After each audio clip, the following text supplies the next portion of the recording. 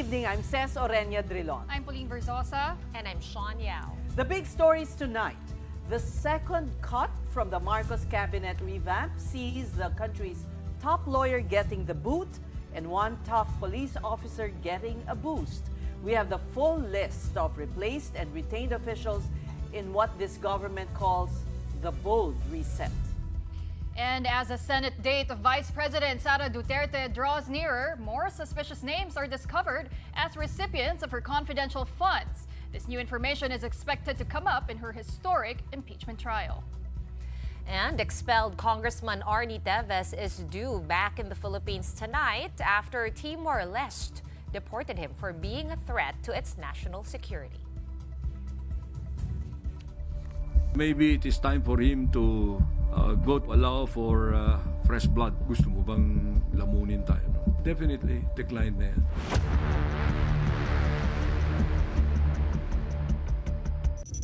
More officials with ties to the Duterte administration get the boot in the ongoing revamp under the Marcos administration. But perhaps today's biggest announcement is CIDG Chief Nicolas Torre III becoming PNP Chief. Mobile journalist Julie Baiza has tonight's big story. Executive Secretary Lucas Bersamin once again made the announcement of the latest cut from the cabinet revamp under the Marcos administration. First to go in the second wave of reset, Solicitor General Menardo Guevara. He was replaced by Darlene Berberabe, who took her oath today before President Marcos. Berberabe is the Dean of the UP College of Law. Before this, she was Chief Executive Officer of Pag-ibig Fund under the administration of the late Noynoy Aquino. She was actually applying for the post of Supreme Court Associate Justice Mario Lopez, who is set to retire on June 4. But Bersamin says President Bongbong Marcos found Berberabe's achievements more valuable as the country's top lawyer. Si Soljan Guevara has been there since the beginning, no? And maybe it is time for him to go to another venture. And so the president accepted his resignation to allow for fresh blood to come in. Bersamin clarified that Guevara's departure from the Marcos cabinet had nothing to do with his recusal from cases challenging the arrest of former President Rodrigo Duterte by the International Criminal Court. If you recall, there was a strong clamor for the termination or removal of Solicitor Guevara at the time. The public perception that gave rise to this clamor must have been about his taking the opposite side of the issue. But you know, he and the president had a conversation about this, and the president respected his ethical decision to recuse. Now, if there was a reservation about his professionalism at that time, the president could have already removed him. But the president continued to repose trust in him. Another big announcement on Thursday, new PNP Chief, Major General Nicolas Torre. The CIDG chief who was a frontliner in the arrest of Kingdom of Jesus Christ founder Apollo Kibuloy and former President Digong. Torre replaces retiring top cop General Romel Marbil on June 2. Marcos's executive secretary cannot say if Torre's ascent to the PNP was because of these events. Wala akong may bigay na detalye dyan, ano? You know, the appointment of elements of the officers of the PNP, there has to be kept confidential. Okay? We should respect that confidentiality, but it's the president's discretion, which I consider to be absolute because he is actually the, well, you cannot consider that commander-in-chief kasi civilian yan, no? Pero more or less, ganun. Meantime, President Marcos has also accepted the resignation of Commission on Higher Education Chair Prospero de Vera. He will be replaced by CHED Commissioner Dr. Shirley Agrupis, previous president of the Mariano Marcos State University in Ilocos Norte. Bersamin did not offer any explanation about de Vera's departure from the cabinet, only noting that he had already served in CHED for 2 terms. The ES was also pressed for answers on the fate of other cabinet executives. Bersamin confirmed that the president did not accept the courtesy resignations of Justice Secretary Boying and Interior Secretary John Vic Remulla, as well as Defense Secretary Gibo Teodoro. How about Secretary Gubuchodoro po? Ay, hindi rin. Gusto mo bang lamunin tayo? No? So yung po tatlo, dinecline na po ng Pangulo. Yeah, definitely. Declined na yan. Si Secretary Boying Rimulya Ay, and Secretary Declined Vic yung Rimulya. resignation niyan. Mobile journalist Julie Baiza, We Are One News.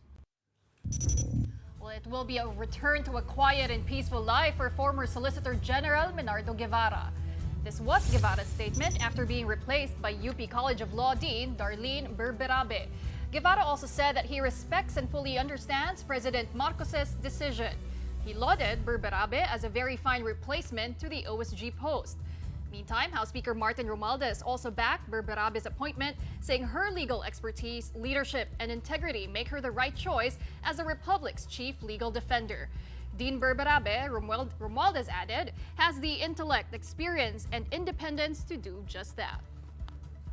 Speaker Romualdez also welcomed the appointment of Police Major General Nicolas Torre III as the new PNP chief. Romualdez called Torre a no-nonsense leader who is ready to restore discipline and trust in the police force. Romualdez added that despite intense public scrutiny and political pressure, Torre remains steadfast in upholding the law while carrying out high-profile missions. For his part, Interior and Local Government Secretary John Vic Remulla welcomed the appointment of Torre. Remulla says the CIDG chief's appointment was based on the president's careful assessment of his strong credentials and exemplary service. And weighing in on this latest development out of the palace is someone who's not a stranger to Malacanang politics. Welcome to the Big Story, Attorney Edwin Lacerda, former spokesperson of the late President Noynoy Aquino. Good evening, Ted. Good evening, Pauline. Good evening, Sean. All right, it's been billed as the bold reset. Bold nga ba? Well, it appeared to be bold when there was a blanket courtesy resignation required from all the cabinet secretaries. But it seems like there has been no major changes except for a few. And the second time around, this announcement today posts no viable reason other than the most likely connection between the Duterte, the previous government, no? So, for instance, if we look at Solgen Guevara, he was by the way, he was he was part of the Office of the Executive Secretary under Pinoy, and then became Secretary of Justice, and then moved to Solgen. And when Executive Secretary Bersamin mentioned that it's time for him to, there's really no viable reason why he was replaced other than the fact that he recused. And you need to read between the lines that when the fact that he was not removed immediately despite the clamor does not say that the reason was wrong or that was not because of his recusal. Tinatawag talaga na ipagpaliban muna, but there are no tangible reasons why he was replaced. Yeah. On the Popoy de Vera has been an educator. He was our professor in De La Salle University way back. And so was really top in the field of education. Plus, our lackadaisical status of education natin globally referred to the grade school elementary side. Hindi naman yung higher education. So there was, again, because he was connected to the Duterte side, most likely reason he was replaced. So long story So parang lackluster, parang wala. It was the billing was not achieved, or is it media that made? I'm trying to think. Did media create some kind of expectation, and then we're now all, really? Yan lang? No, it wasn't media. Media just reported on the fact that the president required a blanket resignation from all his cabinet members. In fact, he made a joke in a speech in the palace in Dal Hall. Meron pa ba akong cabinet members? No? So there was when he announced a wholesale resignation, it appeared like there was going to be a wholesale replacement as well. But it turns out that only a handful were being removed, and they are not really frontliners, by the way. I mean, Solgen, how do you evaluate the performance of a Solicitor General? You evaluate the performance of a Solicitor General based on the number of victories that he defended, the government positions that he defends before the Supreme Court. there was no major case before the Supreme Court on the part of any actions against the executive branch. So there's really, to a large degree, it was overpromise and underdeliver. And like you said, perhaps it can be not so much a lackadaisical, but we were expecting a huge number of secretaries being replaced, and the more prominent ones at the very least. No, but who are being replaced are those are not really major positions. In the first place, you immediately retain the economic team, the economic managers, which is good. It provided stability with the community and the foreign investors. And then you move to the political positions right now. So he retained Justice Secretary Remulla, who's really doing a good job. John Vic is new. Senator si Gibo Teodoro is also been with the reasoning provided by Secretary Bersamin on the resignation of De Guevara could be applied also to Gibo Teodoro. Teodoro has been there from the start of the government. By the way, 3 taon lang, hindi masyadong mahaba yung midterm. Although technically, in the time of President Marcos, the father of the incumbent president, he would replace them regularly. So may regular replacement si Macoy. So maybe it's a playbook that he's doing, but medyo kulang sa lakas ba? Kulang sa effect. Wala impact yung pag-replace.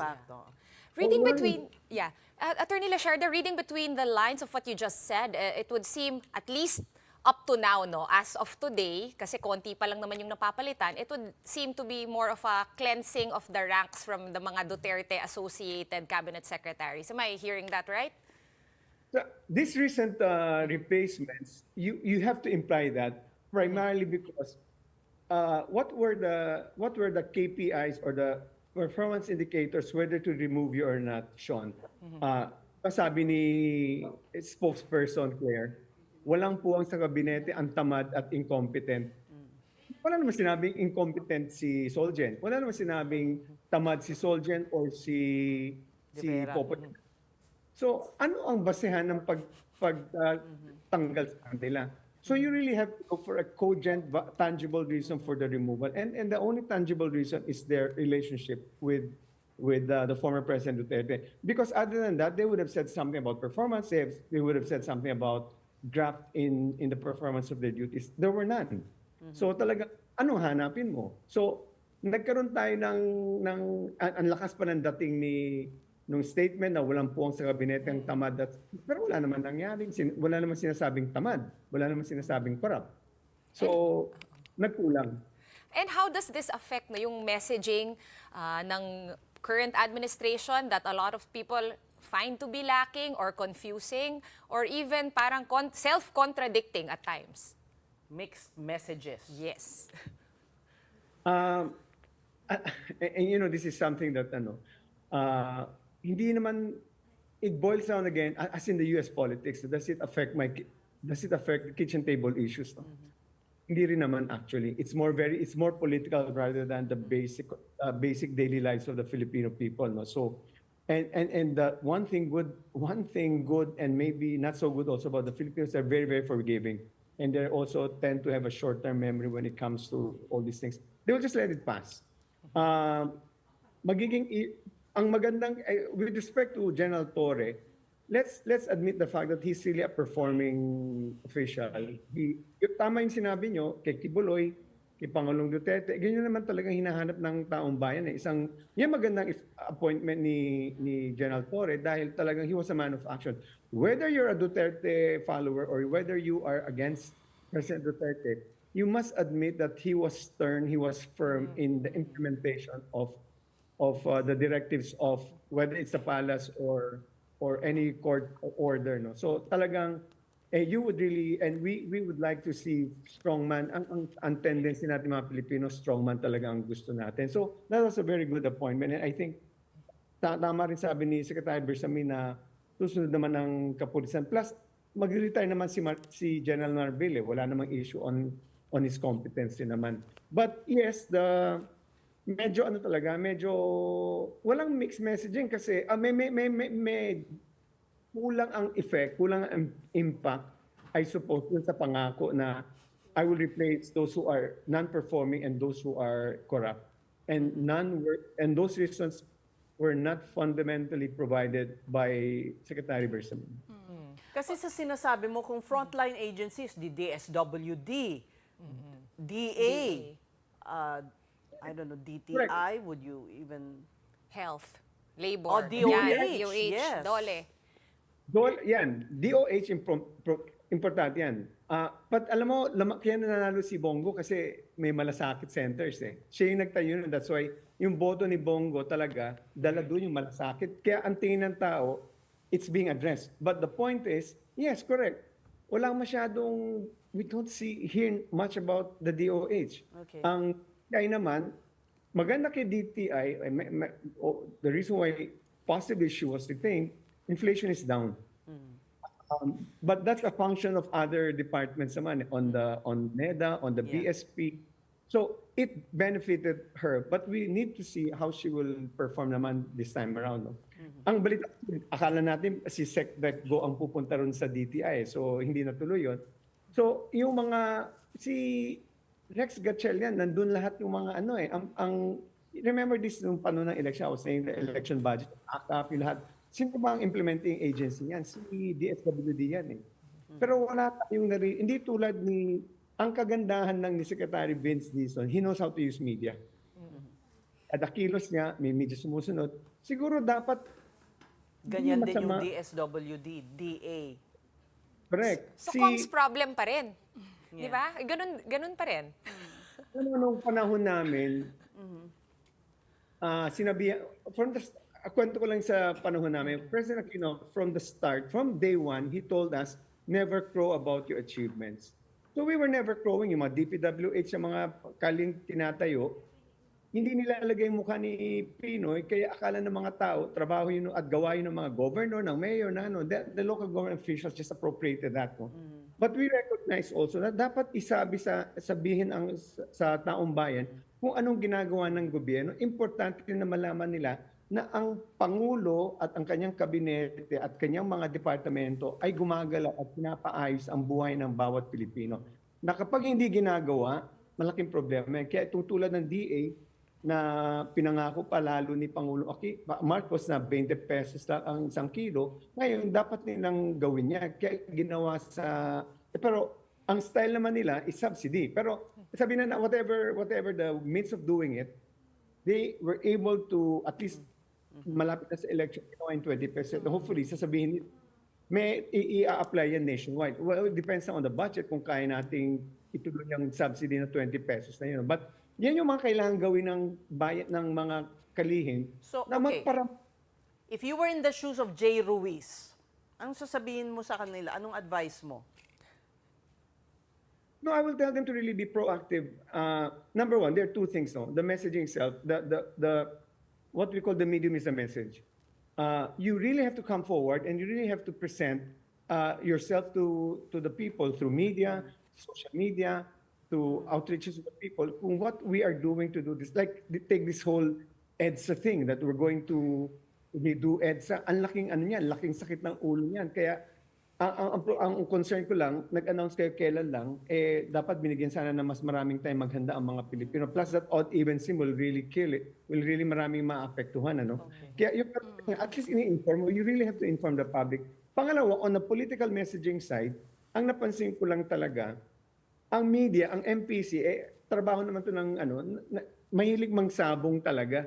Like pag may tanong tungkol kay Pangulong Duterte, sinasagot, sabi ko, ang punto ko doon, huwag nyo nang sagutin yung mga, kasi kaya nga medyo part nyo natalo siguro, kasi top of mind si Pangulong Duterte, top of mind si Sara Duterte.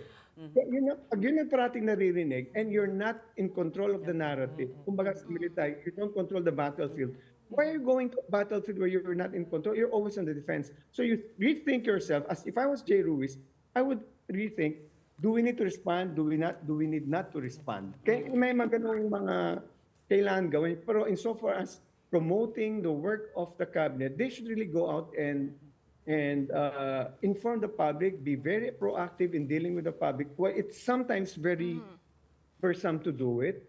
Pero ngayon, magparamdam kayo eh. Yun lang ang alam mo, yan ang hinihingi ng tao. You're not expected to do good, highfalutin policies. Kailangan mo lang yung gawin ng mga kalim, magparamdam kayo. Diba? Okay, Eh, hindi Attorney, naman- actually yan naman po yung goal ni Yusek Claire Castro when she was appointed. She did say she wanted to talk more about the projects of the government, ibida yung mga ginagawa nila. But what happened eventually was they became more defensive, reactive. But I wanted to ask, because politics is a battle of narratives, what are the Dutertes doing, right? Because right now, diba, they're enjoying high trust and approval ratings. So why are they winning this battle of narratives?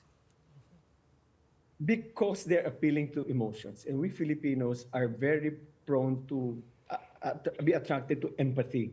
Look, when during the time, when the Quadcom hearings were evidence were being presented in Quadcom hearings, what did you see in the survey? There was a slide in the approval rating of Vice President Duterte. Why? Because suddenly you see all these funds being misused, and you see all these names are being magically produced to justify the use of the confidential funds. So there was proof that somehow it appears that there was mismanagement of government funds, public funds, taxpayers' money. Now, but when you move into the arrest of President Duterte, what did they do? By the way, in the misuse of public funds, there was no empathy from the people. In fact, that's the reason why bumagsak ang numbers ni Sara Duterte. But when it came to the arrest of President Duterte, they appealed now to emotions. So the daughter of the President Duterte appealing to, tatay ko yan. She didn't talk about him as the president. She talked about him as father, and you could easily relate to a daughter whose father was arrested, and you would even equate yourself by saying, kung nagagawa yan sa dating presidente, magagawa yan sa akin. So they were appealing to emotions, and look at the narrative. What was Attorney Claire's defense or response? Legal po ito. We are signatories to the Rome Statutes. Ginagawa lang namin po yung anong gusto kong gawin na member pa tayo nun. It's very legal. It's above the Philippine. Ilan lang naman. Okay. But attorney, with the impeachment trials looming, how should the president approach it? Should he be hands off? Should he take a side? What do you think should be his move here? He should let the senators decide on the case. I mean, it's already out of his hands. In the first place, he mentioned, unlike President Aquino, who really batted for the impeachment of Chief Justice Corona, President Marcos does not seem to be so attached to it. And in fact, one of the reasons why it took so long was meron ba siyang will he give the go signal or not.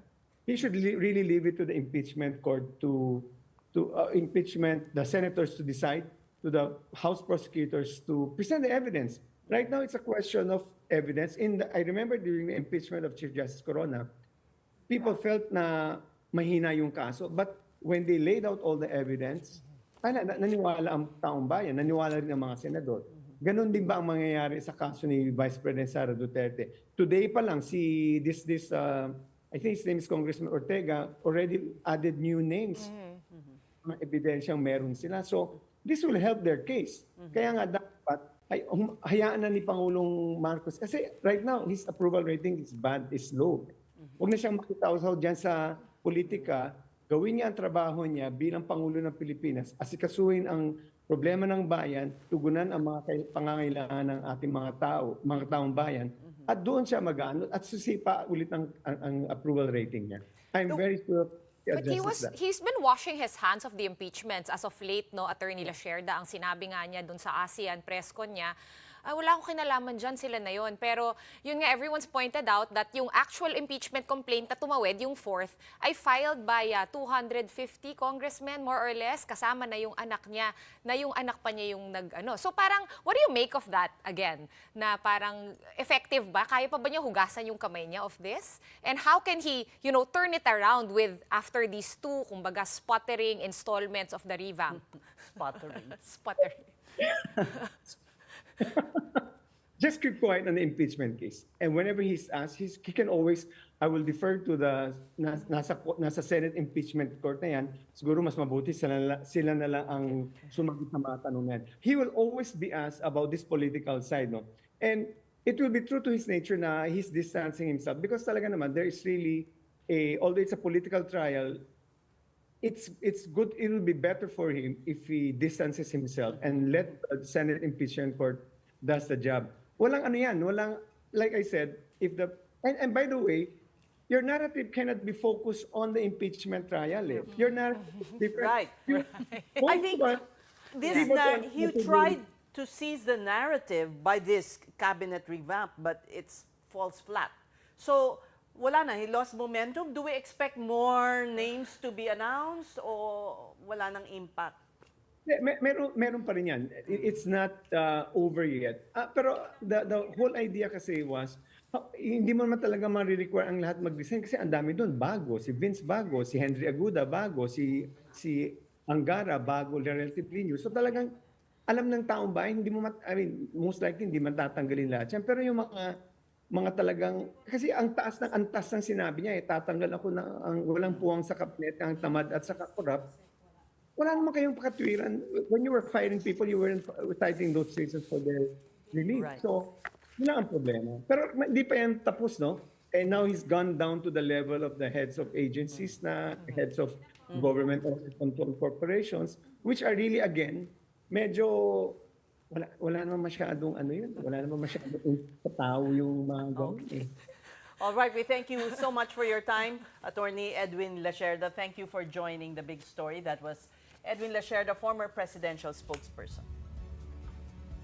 We're just going to take a quick break, but coming up on the Big Story, some motorists find ways to go around the No Contact Apprehension Policy, or NCAP, but they were caught just in time. We have the details of that when we return. Stay tuned.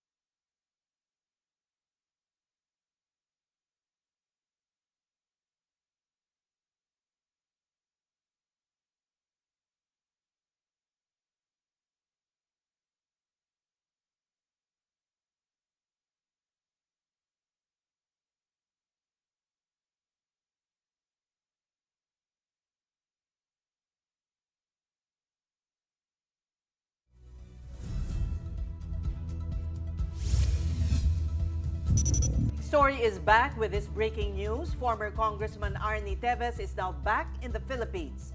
That's after he was deported from Timor-Leste. NBI Director Jaime Santiago, Justice Assistant Secretary Eliseo Cruz, and immigration officials were at Timor-Leste to facilitate the transfer of custody to the Philippines. Teves was in handcuffs and his feet were chained as he boarded a Philippine Air Force plane. The aircraft will first stop over at Davao for refueling, then will head to Manila before midnight. The Timorese government earlier explained that they had Teves deported because his continued stay in their country as a fugitive poses an internal security threat. Also, they said it is disrupting their bilateral relations with the Philippines, especially now that they have a responsibility to the region. This is in anticipation of Timor-Leste's ascension as ASEAN member in October. Despite this, the DOJ assures due process will be accorded to Teves. We assured the executive of Timor-Leste that we will do things as in observing all the tenets of due process and fair play. Unlike the victims who died here, there was no fair play when 13 people were murdered. Pinatay po yung 13 tao rito, kaya hindi ho ito basta-basta pinag-uusapan at hindi ho ito ginagawang kampihan. Ang mahalaga po, yung mga pamilya na nawalan po ng mga mahal sa buhay, magkaroon ng hustisya. Meanwhile, Teves' camp insists his deportation is illegal as they still have a petition for writ of habeas corpus. Their next course of action would be to prepare for the former congressman's trial in connection with the murder of Negros Oriental Governor Roel de Gamo and 9 others in 2023.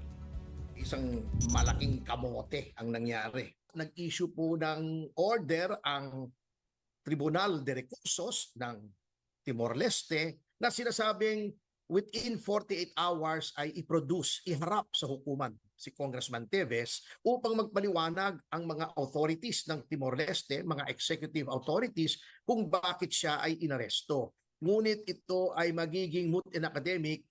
Ngayon pong siya ay ilalabas na ng Timor-Leste at ibabalik na po sa Pilipinas. There's a saying that goes, where there is a will, there is a way. And several motorcycle riders have been seen covering their license plates so that the NCAP cameras cannot identify them. But the MMDA says that they have to do better than that to outsmart them. Gerard De La Peña with that story. There's relatively disciplined motoring on the third day since the no-contact apprehension policy was revived. According to the MMDA, it seems motorists are now more aware of the policy as NCAP violators have significantly decreased today from a high of more than 1,000 caught on Monday. Of course, there are still those that try to outsmart the MMDA's cameras, like these motorcycles with license plates covered with tape. Some got creative using stickers and even a face mask. This rider was even caught red-handed covering his plate number. Meron na po akong utos sa ating nagbabantay sa CCTV na pag may na-flag po sila na nakita na tinakpan po yung plaka, aabangan po ng enforcers natin yan at uhulihin po. Once caught, the act of covering license plates carries a penalty of 5,000 pesos. Majority of motorists and commuters, though, have welcomed the initial benefits of having NCAP in place. The mere keeping to one's lane can lead to fewer accidents to vehicles and pedestrians alike. Mas maganda sir na na tupad tayo sa sa batas trapiko talaga. Okay lang po naman yan na matupad natin yung natin NCAP. But the question now is, will this disciplined driving last? Many are worried that once the rehabilitation of EDSA begins, traffic along the highway and its arteries will become unbearable. This thought has again revived the push for flexible working hours and work-from-home schemes. The Makati Business Club says there are companies that are already considering this, but there are firms who simply cannot afford this setup. It's a balance between the productivity you lose by spending time in traffic commuting and the productivity of working from home. No? So, yun ang kaba namin dito sa sa programa na to. We invested in offices for a reason, di ba? So we can all work together and be productive in the same space. Pero given this situation na isasara yung ibang lane ng EDSA and so on, I think we're kind of gonna be forced to to look at this more seriously. For News 5, Gerard de la Peña, we are One News. Well, from names related to grocery items, tech brands to notable individuals such as Marian Rivera and Shell Diokno, a new pattern has been uncovered in the alleged recipients of confidential funds from the office of the Vice President. Surnames of at least 5 senators appeared among the supposed beneficiaries. House Deputy Majority Leader Paulo Ortega discovered names such as Beth Revilla, Janice Marie Revilla, Diane Maple Lapid, John A. Lapid Jr., Clarice Ontiveros, Christine Applegate Estrada, and Denise Tanya Escudero. Other recipients had surnames related to a famous bake shop and the word Solon, which is a word that refers to a member of Congress. Ortega says these new names were listed as alleged recipients of the OVP's 500 million confidential funds disbursed in 2023. The names also did not have any record with the Philippine Statistics Authority.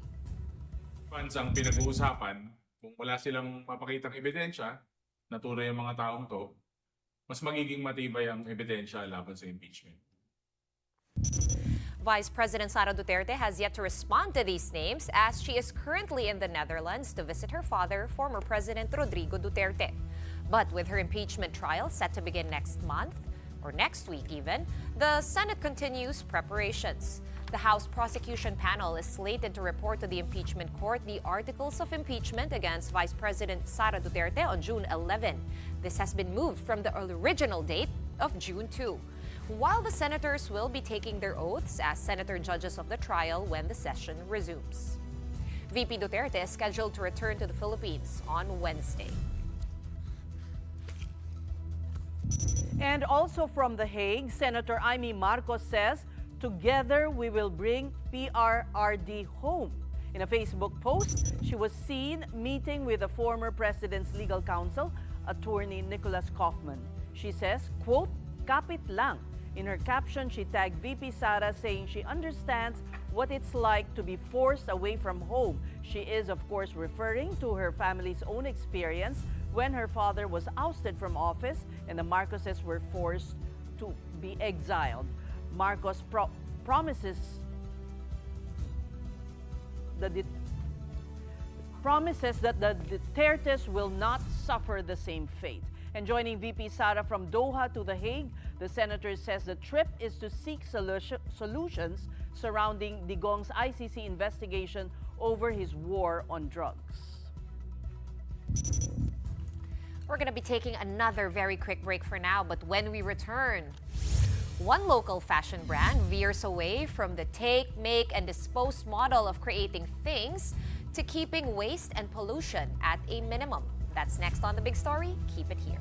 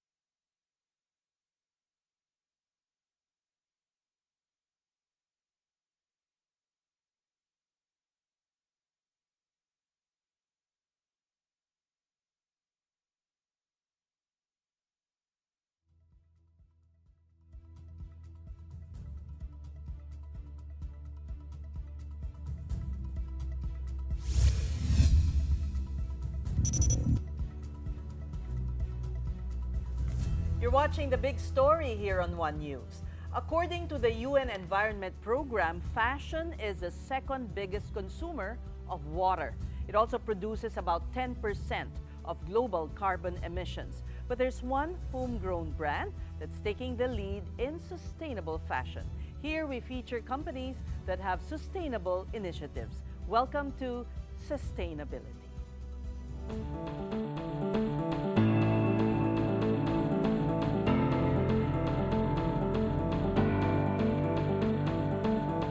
Our guest tonight believes that fashion can be transformed through circular design, community partnerships, and a commitment to zero waste. She's helping turn that vision into reality. And joining us tonight is the co-CEO and Chief Creative Officer of Bio, Ana Lagon. Welcome to The Big Story, Ana, and thank you for coming. Thank you for having me.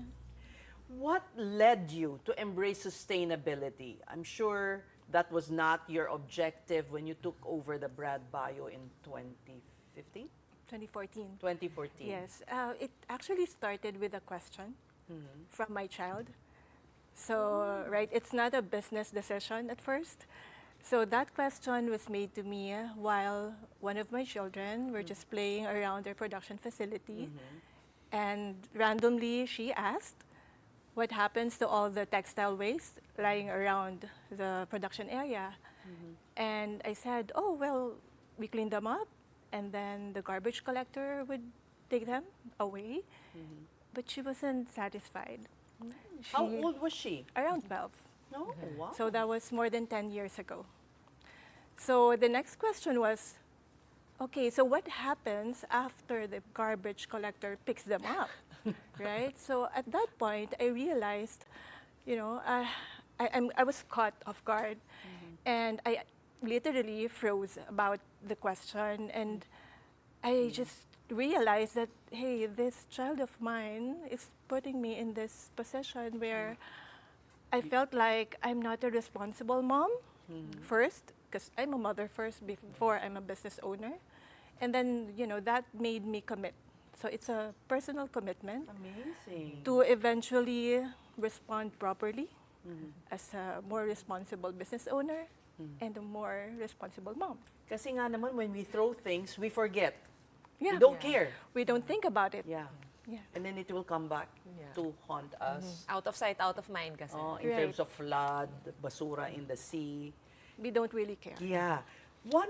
You brought some things here Yes. and tell us how, you know, they're sustainable for. Okay, so we've done a lot of things. First, of course, to manage the waste. And we have gone this far, so we're able to upcycle. These are from company uniforms.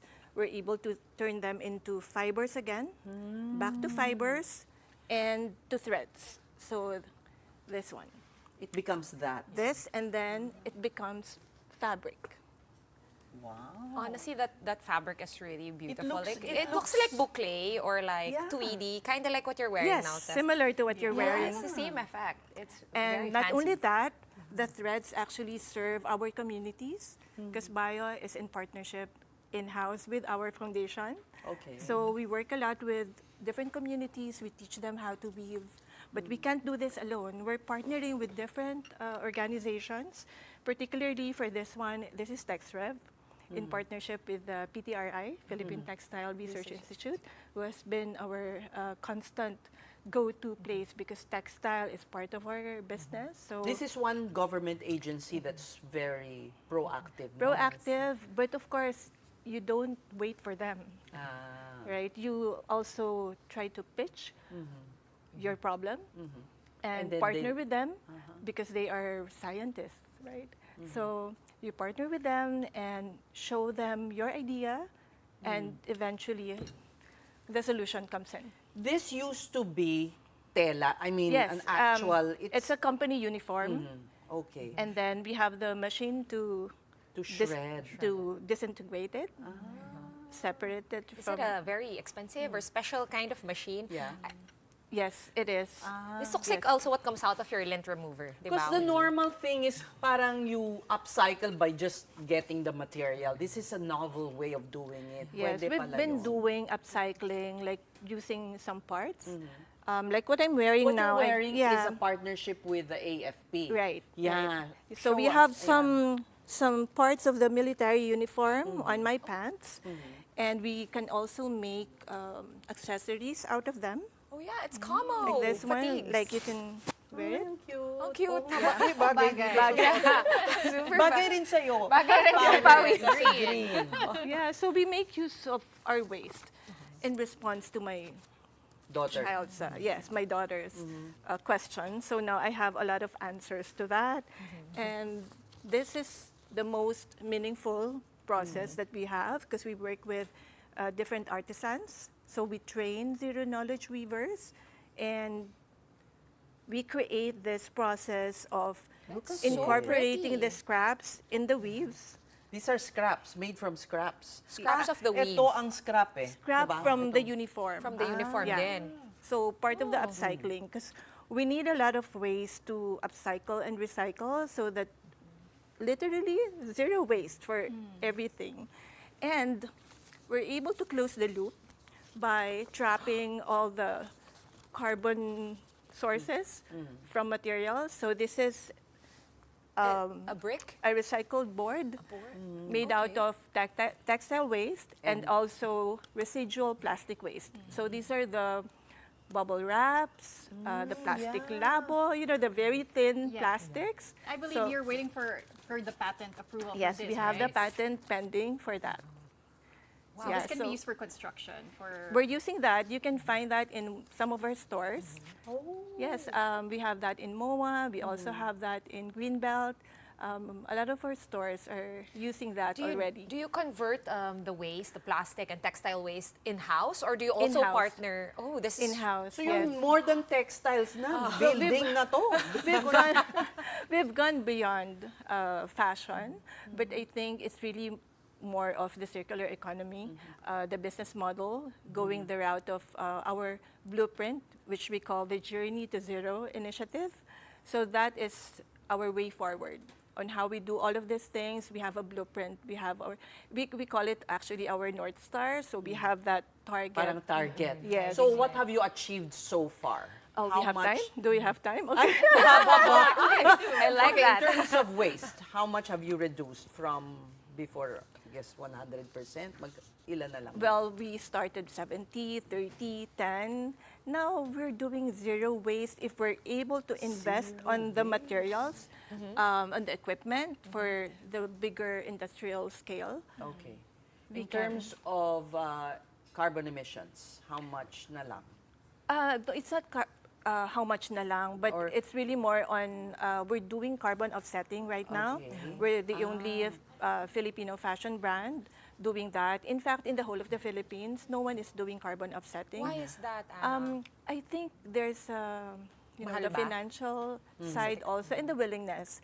Because for sure, a lot of other brands can pay for it, but it's the willingness to also have that It's responsibility. tedious ba? Well, you have to submit like Your- like the list of your materials because they have to go through the transparency report, and it's not done in-house, right? We have a service provider to make sure that the reports are generated by a third party. Okay. So that's where my next question was going to be. How did you find this third party? And mahal ba to have this third party like check you, and because their Yeah. labels really have this Parang siyang claims. certification. Yes, Oo. parang May picture yan, may yeah. logo. Yes. So Well, I'm part of the UN Global Compact. So it's United Nations. So I am in the board of trustees for the local network. And part of that is my exposure to different personalities in the space of sustainability. And I was so blessed to meet this professor from LaSalle. Well, he referred me, and he heard about the things that I shared. And he messaged that, maybe you can make use of this company. So I checked them out, introduced myself and the vision behind the this company. is an and that's it. international company, They walang are, local. no. It's an they are, international certifying body of sorts, parang yes, they ISO, are, ganyan. No, but Ish. they have the Vera certification. It's what you need to be able to really show the transparency and collect saan all to? of those carbon offsetting. They are based in Netherlands. Okay. Mahal Yeah. nga. Hindi naman sa dahig. But you know, I'm also what I like about your story is that you get a lot of communities and a lot of women making the thread, you know, from the, not even the retazo, from the fibers. How many women's lives have you changed? I don't have the exact data because it's, you know, it's moving, the numbers are moving. It's growing actually, but we have 3 areas where we operate our hubs. We call them Harvest Creative Community Hub. So Harvest is an acronym. Be ready, it's quite long. So it's heritage and artisanship reimagined as a vehicle for economic growth, sustainability, and technology. So this is the space where we create opportunities and pathways for women, especially women, because they are at the heart of what we do.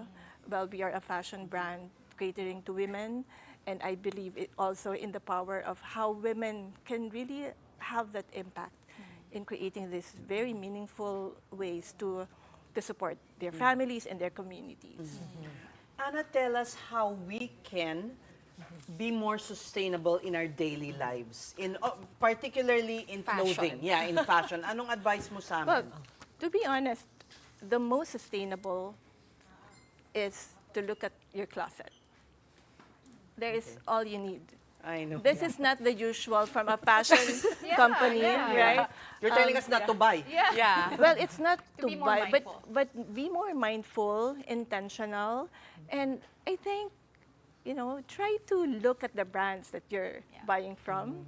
If you are supporting brands that, you know, I don't want to be self-serving, but generally, you look at the brands who also mind how they take care of the people and the planet. Yeah. It sounds so cliche, but it's true. True. Yeah, and how they also try to see that prosperity is shared, not just in their own pockets, but among the communities that, you know, that they work around. So to me, that's very important. Okay, so Thank you so very much. You're such an inspiration. We've run out of time, Anna. Thank you so much for coming to the show and Thank sharing you the so story. much for this opportunity and sharing our story. Yes. Yes, we barely scratched Yeah. the surface. Thank you so much for joining us, Anna Lagon, co-CEO and Chief Creative Officer of Bio. All right, shifting gears now to a quick update on the sewer crawler that we featured last night. There have been developments.